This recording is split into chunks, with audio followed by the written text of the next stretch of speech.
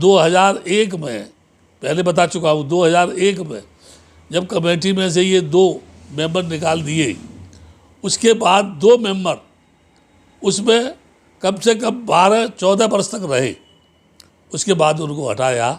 ये गवर्नमेंट की पॉलिसी होती है एक एक करके, यानी किसी चीज़ को ख़त्म करना।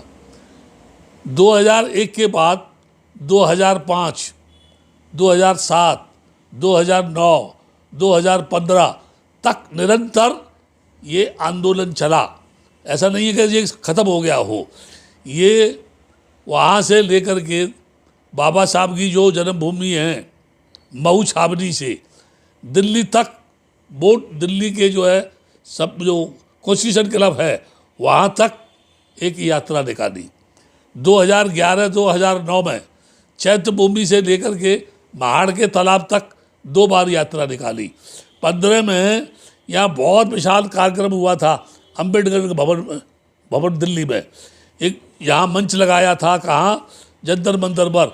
उसका सारा कार्य करने की जिम्मेदारी भिक्षु जो है थीरो ज्योति को भेजी गई थी। और उस समय पर लॉर्ड बुद्धा टीवी के लोगों ने बोला था, भद्दे जी हम भी सहयोग करेंगे, आप ये कार्यक्रम करो, लेकिन सारा बोझ थीरो ज्योति को उठाना पड़ा था। और उसमें भी कई लाख रुपया उधार लोगों का हुआ, कुछ तो वहीं पटा दिया था लोगों से कह करके, बाद में पटाया गया। तो 2005 हुआ, 2007 हुआ, 2009, 11, 12, 13, 14, 15, 16, 17 ये कंटिन्यूस आंदोलन चला। लेकिन प्रश्न ये है, हमारे कार्यकाल में टीवी मीडिया तो था लेकिन सोशल मीडिया नहीं था। और टीवी मीडिया जो था, आज की स्थिति ये है, आपने प्रश्न किया कि आज के वर्तमान के आंदोलन की, पर जाने से पहले मैं एक बात ये बताना चाहता हूँ। आज जो सोशल मीडिया है इस समय इन लोगों के साथ में नेशनल मीडिया नहीं है। और जिस समय हम जन आंदोलन कर रहे थे या अभी भी हम उस आंदोलन को लेके चल रहे हैं, तो हमारे साथ नेशनल मीडिया था। ये हमारे आंदोलन की बहुत बड़ी उपलब्धि थी और बहुत बड़ी हमारी, यानी ये कहना चाहिए कि शैली थी उस आंदोलन को चलाने की। वर्तमान समय में मेरे सुनने में आया, एक बार मेरी मुलाकात हुई, वहीं बुद्धगया में हुई, ये बुद्ध पूर्णिमा के दिन ही, आकाश लामा से। मैं नहीं जानता कौन आकाश लामा था, लेकिन बाद में ये सुना कि प्रज्ञाशील साथ में है और वो चीफ एडवाइजर, वो जो एडवाइज़र है इसका, और बरास खरात वगैरह ये, और जो आवाज़ टीवी इंडिया का जो वो है अमन कांबड़े, ये सब थे। तो मेरे से बोले, भद्दे जी हम ऐसा कर रहे हैं, हम ऐसा कर रहे हैं और बुद्धगया के आंदोलन को शुरू करने वाले हैं। मैंने बोला आप स्वतंत्र हैं, कर सकते हैं आप, मैं इसमें क्या एतराज़ करूँगा जो है। लेकिन जहाँ तक प्रश्न ये है, मैं तो ऑलरेडी इसका अध्यक्ष हूँ और वर्तमान में ये आंदोलन जो चल रहा है इससे मैं जुड़ा हुआ हूँ। गवर्नमेंट के साथ पत्राचार है, आप देखना चाहें तो देख सकते हैं। खैर ये उस समय की बात है, 1 साल पहले की। हाँ, ये पिछली साल की जी। 12 फरवरी से जब इन लोगों ने धरना शुरू किया, उससे दिसंबर के महीने में मैं चीफ सेक्रेटरी जो अमृतलाल मीणा हैं, कभी जब सेक्रेटरी ये बुद्धिस्ट बना था प्रज्ञाशील, उस समय वो डीएम थे वहाँ के गया के, तो मैं उनसे मिलने के लिए गया। मैंने चलो उनको कम से कम मैं आशीर्वाद दे दूँ, और मुझे खुशी हुई कि आप जो है चीफ सेक्रेटरी हो गए यहाँ पर। कुछ समस्याएं थी जो मैंने ज्ञापन दिया था मुख्यमंत्री को कि उसमें जो है एक्ट में संशोधन किया जाए, और जो पुलिस है ये पुलिस व्यवस्था अच्छी हो, जिनका व्यवहार ठीक नहीं है। तीसरा, हर 3 वर्ष के बाद कमेटी चेंज होनी चाहिए जैसा कि एक्ट कहता है। तो इन सारी बातों को लेके मिलना था। उसके बाद मुझे डीएम से मिलना था, तो बिल मिला के मैं चला आया। उसके बाद कुछ इस बात को ही लेके हमारे मित्रगण ये चिल्लाती है मंच पर, भद्दे आनंद तो कभी पटना, कभी मुख्यमंत्री के पास, कभी चीफ सेक्रेटरी के पास, कभी डीएम से मिलता है, भागता फिरता है कि इसमें फिर से पदाधिकारी बन जाए। मैं ऐसे मित्रों को सलाह देना चाहता हूँ कि एक बात याद रखो, जब मैं पहली बार मेंबर बना था तो महाबोधि सोसाइटी के हॉल में विमल सार भद्दे के सामने जब किसी मित्र ने बोला कि तू तो मेंबर बनना चाहता, बन गया, मैं उसी समय आया और मैंने उस समय के माल बाबू को आकर के, जो बड़ा बाबू था, उसको आकर के अपना रिजाइन लिख के दिया कि ये लो, मैं बीटीएमसी की सदस्यता से रिजाइन दे रहा हूँ। तो उस समय पर विमल सार ने मुझसे कहा कि नहीं, आप आनंद जी ये मत करो, ऐसा मत करो। जो है राणा प्रताप जो सेक्रेटरी थे, उन्होंने कहा क्या गुरुजी कर रहे हैं, ये कोई बकता है बकने दो उसको, हम बोल रहे हैं, आप आए हैं तो कम से कम हम कुछ काम तो करेंगे। इस तरह की अफवाह जो लोग उड़ाते रहते हैं, चर्चा करते रहते हैं। बाद में मुझे पता चला कि 12 फरवरी से यहाँ धरना प्रदर्शन शुरू हो रहा है। मैं बुद्ध गया में उसी सिलसिले में जाना था, तो उससे पहले मुझे अमृतलाल मीणा से मिलना था। वो कारण था कि मेरे नाम से, आनंद बुद्ध विहार के नाम से, पटना में एक बुद्ध विहार है। महेंद्रनाथ यादव जो बाद में बुद्धिस्ट हो गए, अभी महेंद्रनाथ बौद्ध हैं, उन्होंने ज़मीन दी, ट्रस्ट बनाया, जिसका मैं ट्रस्ट यानी प्रेसिडेंट हूँ। वो ज़मीन जो है उसमें आ रही है मेट्रो में, तो उस संबंध में उससे मिलने के लिए मैं गया। मैं देखो ये इतनी ज़मीन है, पहले सड़क भी ले चुके हैं ये इनकी ज़मीन से, अभी इनकी 2-3 दुकानें हैं, उसे छोड़ करके 5 इनकी जो है कट्ठा ज़मीन है, उसकी नाप तोल करके उसे निकाल करके हो सकता है तो ये निकाले, मेट्रो कोई ऐतराज़ नहीं है। उनसे मिलने के बाद 29 को जब मैं बुद्ध गया तो मुझसे पहले 27 को ही इन लोगों को वहाँ से हटा करके दुमान के चौराहे पर पहुँचा दिया था। उस समय वहाँ के 2 पत्रकार मेरे पास आए सोशल मीडिया के, जिसमें एक का नाम था पवन चंचल और एक दूसरे थे। उन्होंने मेरे से आगे बात की तो बोले, बद्दे जी इस आंदोलन के बारे में आप कुछ बताइए। मैंने बोला, बद्दे जी ऐसा है, ये आंदोलन कर रहे हैं, बहुत खुशी की बात है, मुझे तो कोई ऐतराज़ नहीं है, कोई भी बुद्ध गया इशू को लेकर के आंदोलन कर सकता है, ठीक है, लेकिन मेरा इनको समर्थन भी नहीं है। क्यों नहीं है? कि मैं ऑलरेडी, जब मैं इसका अध्यक्ष हूँ तो फिर मैं जो है समर्थन करने का, इनको तो मेरे साथ आना चाहिए या मुझे इनके साथ जाना चाहिए, ये तो आप लोग ही विचार करो। मैंने उनको बताया कि सबसे पहले जो इनकी डिमांड है, जो इनका स्लोगन है, पहला स्लोगन, बुद्ध गया महाबोधि विहार पर ब्राह्मणों ने कब्जा कर लिया है, उसे ब्राह्मणों के कब्जे से मुक्त कराना है, उसको हिंदुओं से मुक्त कराना है। हमारी मांग तो ये होनी चाहिए कि बुद्ध गया महाबोधि विहार प्रबंधन एक्ट 1949 वो बौद्ध संस्कृति की रक्षा नहीं कर रहा है। वो महाबोधि टेम्पल का जो फिजिकल स्ट्रक्चर है उसकी देख रेख सही ढंग से नहीं कर पा रहा है। इस एक्ट के अनुसार उसके अंदर जितनी भी मूर्तियां थी उनकी सुरक्षा नहीं हो पा रही है, स्तूपों की सुरक्षा नहीं हो पा रही है। इसलिए हमारी ये डिमांड है, एक्ट ही ये कहता है कि हर 3 वर्ष के बाद बिहार सरकार एक कमेटी बनाएगी जो 3 वर्ष तक काम करेगी और उसमें से एक सेक्रेटरी होगा जो बुद्धिस्ट होगा। हम ये कहें कि इस एक्ट के अनुसार, जब एक्ट की ही बात को सरकार नहीं मान रही है, कम से कम 98 में पहली बार बुद्धिस्ट सेक्रेटरी बना, जब से अभी तक सेक्रेटरी बुद्धिस्ट बनता हुआ चला आ रहा है। तो इनका कहना कि ब्राह्मणों से मुक्त कराना है, हम एक्ट बदलने की लड़ाई लड़ रहे हैं या दूसरों के साथ झगड़ा करना चाहते हैं, विवाद करना चाहते हैं।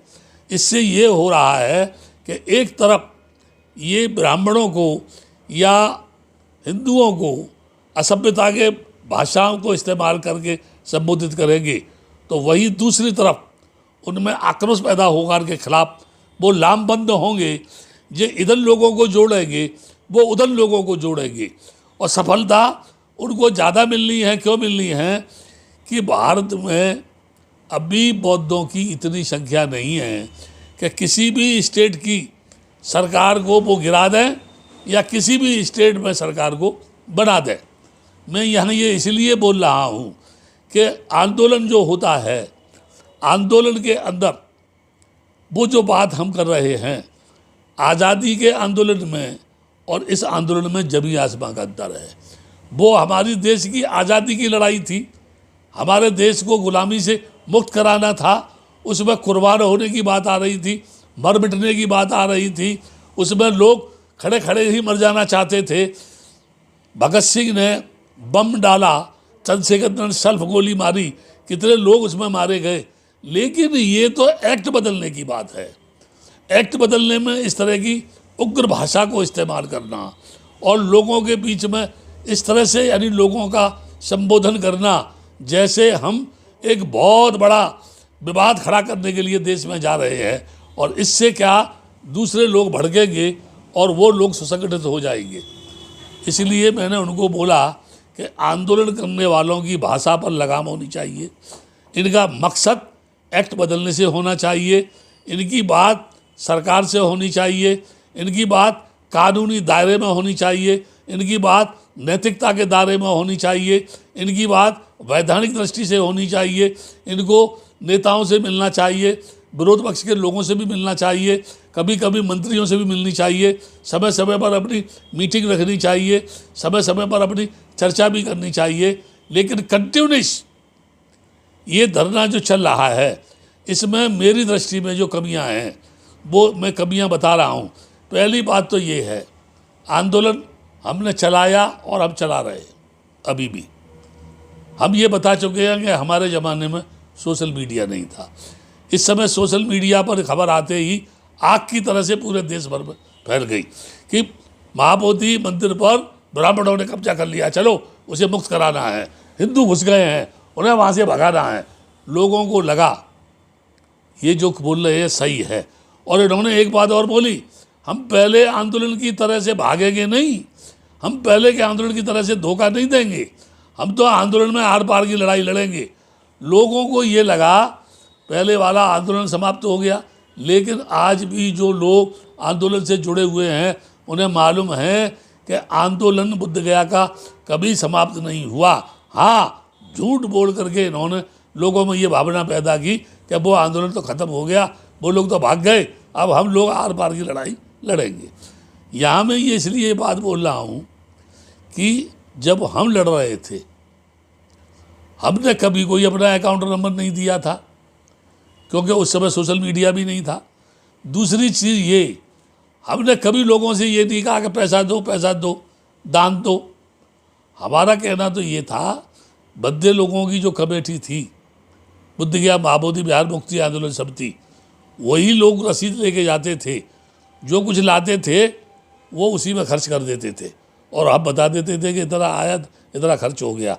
ये भिक्षु महासंघ का अकाउंट भी बाद में खोला है हमने, है ना, इससे पहले अकाउंट भी नहीं था ये जो है।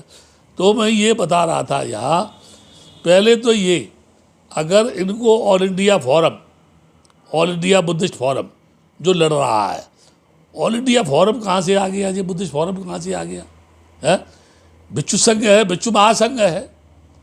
भिक्षु महासंघ जो है पहले से ही चल रहा है, इसको आंदोलन चला रहा है, 94 से ही इसने अपनी गतिविधियाँ शुरू की। उससे पहले ऑल इंडिया भिक्षु संघ भी वहाँ रहा। उस समय मदन नारायण कौशल्यान जी हुए, राहुल शंकरदास जी हुए, है ना, और उस समय पर जो है राग धमपाल जो थे वो भिक्षु नहीं थे, लेकिन लोग उनको भी भिक्षु कहने लगे, वो श्रावणेर थे। और सबसे बड़ी बात ये थी कि वो क्रिश्चियन थे, ईसाई थे, उनकी माँ ने धर्म के लिए उनको दिया। तो पहली बात तो ये, अगर इंडियन बुद्धिस्ट फोरम इस लड़ाई को लड़ रहा है तो इंडियन बुद्धिस्ट फोरम ही उसके प्रवक्ता बात करें। All India Buddhist forum, all India Buddhist forum जो है वही अगर लड़ाई लड़ रहा है तो वही केवल बात करे, उसके नुमाइंदे ही बात करें, उसके द्वारा नियुक्त किए हुए प्रवक्ता ही बात करें। ऐसा नहीं है कि कोई आएगा इस मंच पर आके नाचेगा और नाच करके 2-4 को गाली दे के भाग जाएगा, लफड़े में पड़ जाएंगे, बाकी लोग जो है वो तो भाग जाएगा। गिने चुने लोग ही बात क्यों नहीं करते, नंबर 1। नंबर 2, ये एक्ट क्या है? ये प्रबंधन एक्ट 1949 कब बना? ये महाबोधि टेम्पल कहाँ था? जमीन में कितना गहरा था, ये जमीन में कब निकला, किसने खुदाई की, किसको इसकी जानकारी हुई, मेहनत कहाँ से आया, मेहनत की ज़मीन कहाँ थी, उसका खसरा खसरी कौन सी थी, ये एक्ट बढ़ा तो कौन कौन थे, इसमें क्या मुख्य बात थी, क्या ये सारी जानकारी आंदोलनकारियों को है? मैं समझता हूँ जितने लोग वहाँ बैठे हैं, बद्दे लोग बैठते हैं, उनको भी नहीं है। लेकिन हवा में, हाँ, एक कहता है चुप रहता है, दूसरा हवा भरता है, जो मुख्य सलाहकार है। लामा बोलता नहीं है, दूसरे लोग भाषण देते हैं। लामा सोचता है जब ऊपर आएगी तो कहेंगे हम तो शांतिपूर्वक बैठे हैं, भाषण उन्होंने दिया था, और बोलने के लिए दूसरों को उकसाएंगे। तो प्रवक्ता इनका एक नहीं है, इनकी संस्था एक नहीं है, इनकी संस्था के अकाउंट का एक नंबर नहीं है, प्रज्ञाशील का अकाउंट नंबर अलग है। जो मैंने सोशल मीडिया पे देखा वो बिलास खरात का अकाउंट नंबर अलग है, आपके बिनाचार्या अलग बोल रहे हैं, करुणाशील अलग अकाउंट नंबर दे रहे हैं, सुमित रतन अलग बात कर रहा है।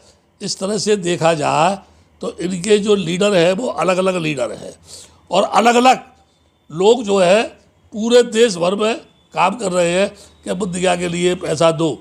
लड़ाई कौन लड़ रहा है, पैसा कौन मांग रहा है, पैसा कितना आ रहा है, पैसा कहाँ जमा हो रहा है, उस पैसे से क्या खर्च हो रहा है, ये व्यवस्था कहाँ से हो रही है, ये सामान कहाँ से आया, इनको बताना चाहिए था जो है, लेकिन नहीं, अलग अलग ढंग से अलग अलग ढंग की बात की जा रही है। मैं ये कह सकता हूँ कि जो 12 फरवरी को आंदोलन शुरू हुआ, जहाँ से खदेड़ के इनको दुमान के चौराहे पर पहुँचाया, फिर वहाँ से भी इनको उखाड़ के मोनेस्ट्री थी निगमा मोनेस्ट्री, वहाँ इनको भेज दिया, वहाँ से भी इनको खदेड़ा तो ये सुजाता गांव चले गए, वहाँ से भी इनको भगाया तो ये डोंगेश्वर पहाड़ की तरफ गए, वहाँ से भी इनको खदेड़ा तो ये एकत्र होकर के कहाँ पहुँच गए, वहाँ पहुँच के विशुद्धानंद मध्य के बुद्ध विहार में पहुँच गए, जहाँ जाकर के ये बैठे हुए हैं। अब धरना जो वहाँ चल रहा था वो तो समाप्त हो गया, वहाँ नहीं है, कोई परमिशन नहीं है। अब इनकी उपलब्धि बता रहा हूँ। पहली उपलब्धि ये कि बौद्ध भिक्षुओं की महाबोधि टेम्पल में पिटाई होना। दूसरी उपलब्धि ये कि इनके आंदोलन के माध्यम से जो बढ़िया उपलब्धि, बिनाचार्या जेल चला गया। तीसरी उपलब्धि ये जो धरने पर बैठे थे उसे छुड़ाने क्यों नहीं जा रहे हैं। चौथी उपलब्धि ये आपस में इनमें फूट पड़ गई, एक दूसरे को जो है आरोप प्रत्यारोप लगा रहे हैं। और सबसे बड़ी बात ये कि महिलाएं डोंगेश्वर पे गई तो वहाँ ठुकाई हुई, महाबोधि मंदिर में गई वहाँ ठुकाई हुई। जब हम लोग आंदोलन कर रहे थे या आज तक हमारा रिकॉर्ड है, कभी किसी भी बंदे के ऊपर हाथ लगाया हो, कभी भी किसी महिला के साथ बदतमीजी की हो, कभी भी किसी भिक्षु को जेल भेजा गया हो। हाँ, ये तोहफा जो बाद में दिया गया था, 12 बंदे जेल भेजे गए थे, वो तो सोसाइटी के चक्कर में उनको भेजा गया था, कोई आंदोलन के चलते या उसकी वजह से नहीं भेजा गया था। तो मैं ये कह रहा हूँ, जो लोग अपने ही प्रवक्ता को छुड़ा नहीं सकते हैं, जो लोग इतनी घटना होने के बाद उसका हिसाब नहीं दे रहे हैं और बेशर्मी के साथ आज भी बैठे हुए हैं, और बार बार एक ही बात आ रही है, all India Buddhist forum, all India Buddhist forum, all India Buddhist forum. All India Buddhist forum क्या है? उसको तो ये कहना चाहिए all India money collection committee, all India money collection committee, all India money collection committee. और केवल एक ही धरने का नाम होना चाहिए, आओ पैसा दो जाओ, आओ पैसा दो जाओ। ये जैसे लोग बैठे हुए हैं इतने, इनको खाना कहाँ से खिलाएंगे, इनको मच्छरदानी कहाँ से लाएंगे, इनके लिए ये जो है यहाँ पर जो है कूलर कहाँ से लगाएंगे। इसलिए लक्ष्य जो है आंदोलन का नहीं, आओ पैसा दो जाओ। यहाँ सबसे बड़ी बात ये है, एक दूसरे पर वही आरोप लगा रहे हैं, वो कह रहे हैं वो चोर है, वो कह रहे हैं वो चोर है। मैं देश की अंधी जनता से कह रहा हूँ, ये धंधे वाले लोग ही आपस में आरोप लगा रहे हैं कि ये चोर है कि वो चोर है। केवल वर्तमान में जो आंदोलन है वो केवल धन संग्रह का आंदोलन रह गया है, पैसा प्राप्त करने का आंदोलन रह गया है। इसलिए कुछ बंदे विशुद्धानंद के बुद्ध विहार पर बैठे हैं जो महाराष्ट्र के हैं, बाकी लामा जो है चारों तरफ प्रचार प्रसार कर रहा है, धरना जारी है, और अंदर ही बैठ करके वीडियो बनाते हैं और सोशल मीडिया पर डाल देते हैं कि धरना जोर शोर के साथ चल रहा है, जबकि हवा में तंबू बम्बू सब उखड़ गए। कोई भी देश का आदमी आकर के वहाँ आकर के देख सकता है कि धरना कहाँ चल रहा है, उसे खुद से जानकारी हो जाएगी। मेरा काम है बुद्ध गया महाबोधि बिहार मुक्ति आंदोलन, जिसका मैं प्रेसिडेंट हूँ और 2003 से हूँ। 2003 में बद्दे ससाई माइनॉरिटी का मेंबर बना। उसके बाद भी ये आंदोलन जारी है। अगर जिन लोगों को भ्रम है कि नहीं है तो वो मेरे पास आएँ और मैं उनको दिखाता हूँ कि ये आंदोलन मर गया कि जिंदा है। इसलिए होश में आकर के कम से कम आप अगर मान लीजिए अच्छा नहीं कर सकते तो बुरा भी मत कीजिए, है ना। ये लोगों का गुमराह करके जो धन संग्रह कर रहे हैं, समाज को जो धोखा दे रहे हैं, ये समाज को नहीं बाबा साहब के मिशन को धोखा दे रहे हैं। बहुत भिक्षुओं को बदनाम कर रहे हैं। जब कोई भिक्षु पिटेगा महाबोधि टेम्पल में, सारे विश्व में मैसेज जाएगा। क्या गया? बौद्ध भिक्षु की महाबोधि टेम्पल में पिटाई, जो शांति की जगह है, जहाँ दुनिया के लोग शांति की खोज में आते हैं, नतमस्तक होते हैं, जहाँ करोड़ों रुपया दान देते हैं। वहाँ दान की क्या ज़रूरत है? ये तो चंद लोग अपने स्वार्थ के लिए दान मांग रहे हैं। इसलिए मैं ये कह रहा हूँ बार बार, वहाँ कोई भी धरना नहीं है और ना ही कोई धरना दे रहा है, ना अभी तक इन्हें कोई परमिशन मिल रही है। ये बार बार डीएम के पास जा रहे हैं। एक तरफ जब ये देश के लोगों को भड़काएंगे, लोगों को गुमराह करेंगे, झूठ बोलेंगे, ठगी का काम करेंगे, एक दूसरे को भ्रष्ट बताएंगे, एक दूसरे को चोर बताएंगे, एक दूसरे पर एफआईआर दर्ज कराएंगे, एक दूसरे के ऊपर मनगढ़ आरोप लगा के उसे बदनाम करेंगे। उधर विलास खरात ने कार्यक्रम किया, इधर हमारे एक नेताजी थे, उन्होंने कार्यक्रम किया। और हमारे देश में ऐसे भी बहुत से लोग हैं किसी ज़माने में जिन्होंने बोला, दिल्ली में बोला, बहुत सारे भद्दे लोग जानते हैं कि 10 करोड़ बौद्ध बनाएंगे हम 25 तक। क्या उन्होंने 10,000 बौद्ध बनाए, 10 लाख बौद्ध बनाए, है ना। वो लोग बोल रहे हैं हम ये करेंगे, हम ये करेंगे। मैं कहता हूँ ये आंदोलन का डिवाइडेशन हो गया, और ऐसा डिवाइडेशन हो गया जैसे कोई मांस का लोथड़ा है, भूखे कुत्तों को मिल जाए तो एक दूसरे के उसको मांस को खींचेगा। एक मांस उधर खींच रहा है, एक इधर खींच रहा है, एक इधर खींच रहा है, तो आंदोलन को मांस का टुकड़ा मान लो। और जो अलग अलग लीडर बन के इसकी खींचातानी कर रहे हैं, वो जो मांस के लोथड़ों को अपनी तरफ खींच रहे हैं। कोई कहता है हम जलाएंगे। अभी पटना में भी एक जो है सभा होने वाली है, एक दिल्ली में हो गई है, एक नागपुर में हो गई है, एक और कहीं होगी। जगह जगह ये कर रहे हैं। अगर ये एक है तो एक जगह क्यों नहीं आ रहे हैं? एक मंच पर क्यों नहीं आ रहे हैं? अपने अकाउंट के बारे में बता नहीं रहे हैं, पैसे का ब्यौरा क्यों नहीं दे रहे हैं, उसका हिसाब क्यों नहीं दे रहे हैं, इनके प्रवक्ता नियुक्त क्यों नहीं किए हैं, इनके बोलने वाले जो है उनकी भाषा में विनम्रता क्यों नहीं आ रही है? क्या कारण है? ये लड़ाई गवर्नमेंट से लड़ रहे हैं या लोकल लोगों से लड़ रहे हैं या पूरे देश के लोगों से लड़ रहे हैं? कानून से लड़ रहे हैं, विधान से लड़ रहे हैं, नैतिकता से लड़ रहे हैं, किस आधार पर लड़ रहे हैं? तो मैं ये कह सकता हूँ इस लड़ाई में जिन जिन भिक्षुओं ने समाज को धोखा दे के शोषण किया है, उन्हें उन भद्दे लोगों की कुर्बानी कभी माफ़ नहीं करेगी, जिन्होंने चारों तरफ घूम घूम करके बड़े बड़े आंदोलन इस दिल्ली में किए और हज़ारों लोगों को खाना खिलाया यहाँ पर 3 दिन तक। और सबसे बड़ी बात ये, जंतर मंतर में जा कर के मंच लगाया और उस मंच से लोगों को जो है संबोधित किया। उसी का परिणाम था कि रासू गबई जो है राज्यपाल बने, उस आंदोलन का ही परिणाम था नितिन राउत मिनिस्टर बना, उस आंदोलन का ही परिणाम था कि सुलेखा कुमार भी माइनॉरिटी में आई, उस आंदोलन का ही परिणाम था कि बहुत सारे सोशल वर्कर जो थे उनकी प्रगति हुई, उन्नति हुई।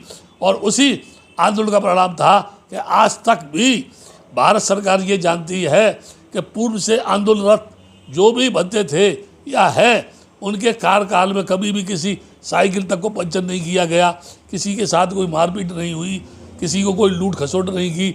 शांतिपूर्वक नैतिकता के आधार पर ज़बरदस्त आंदोलन किया, जो लाल किले से लेकर के और महात्मा गांधी की जो समाधि बनी है वहाँ तक बनते बनते ही दिखाई देते थे, सड़कों पर लेट जाते थे, प्रशासन परेशान होता था, लेकिन फिर शांति के साथ उठ करके चलने लगते थे और अपनी बात को सरकार के सामने रखते रहे। आज भी सरकार का जो जवाब है मेरे पास, उसमें सीधा सीधा जवाब दिया है बिहार सरकार ने कि 3 पिटीशन दायर हैं सुप्रीम कोर्ट में, इसलिए बिहार सरकार इस पर विचार नहीं कर सकती। और फिर मैं ये कहूँगा लास्ट में कि पूरी दुनिया चिल्लाए, सारे संसार में इसकी आवाज़ जाए, लेकिन एक्ट जो है उसका संशोधन का राइट जो है बिहार गवर्नमेंट को है।